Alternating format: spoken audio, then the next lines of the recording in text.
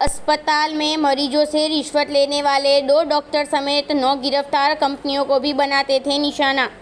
नई दिल्ली। राष्ट्रीय राजधानी नई दिल्ली स्थित देश के जाने माने अस्पताल राम मनोहर लाल लोहिया अस्पताल में भ्रष्टाचार की एक गैंग काम कर रही है। बताते चले कि घूसखोर के बड़े रैकेट का सीबीआई के द्वारा पर्दाफाश किया गया है। इस मामले में एक बड़ी कार्यवाही करते हुए सीबीआई ने 2 डॉक्टर और 9 लोगों को रिश्वत लेते हुए रंगे हाथों दबोचा है। इनके ऊपर यह आरोप लगाया था कि राम मोहन लोहिया अस्पताल में आने वाले गरीब मरीजों से प्रत्यक्ष अप्रत्यक्ष तरीके से रिश्वत लेते हैं।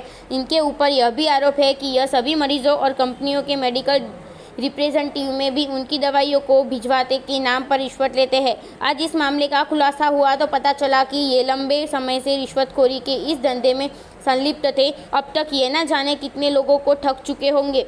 इस तरह से करते थे रिश्वतखोरी।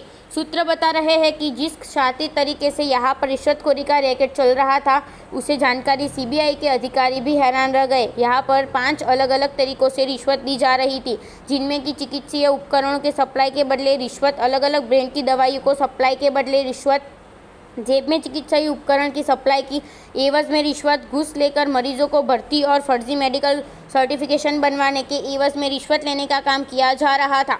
फर्जी मेडिकल सर्टिफिकेट बनाकर या निर्दोष लोगों को भी मुजरिम बना दे रहे थे। जिन लोगों को कोई चोट नहीं लगी थी, उनके नाम पर फर्जी मेडिकल सर्टिफिकेट जारी कर दिए जाते थे कि उन्हें गंभीर चोट लगी है, जिससे आधार पर फर्जी मुकदमे भी दर्ज किए जाते थे।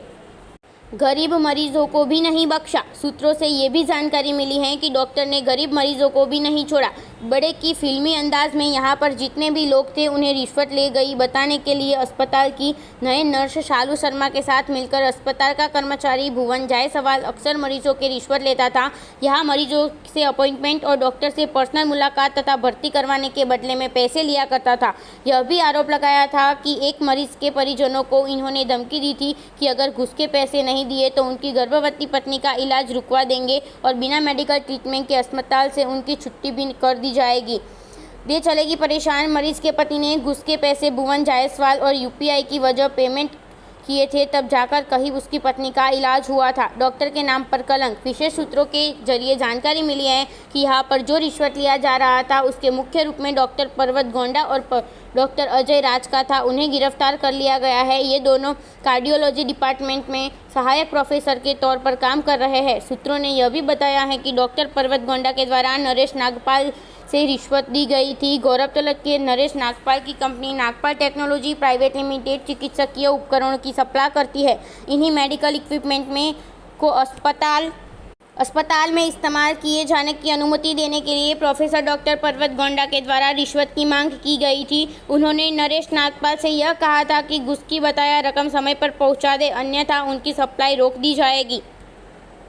गरीबों की फजीहत। डॉक्टर मजे में। डॉक्टर की इस भ्रष्ट चाल चलन का जो सबसे ज़्यादा असर पड़ रहा है वह उन गरीबों पर, उन मरीजों पर पड़ता है जो कि राम मनोहर लोहिया अस्पताल में इलाज करवाने के लिए जाते हैं।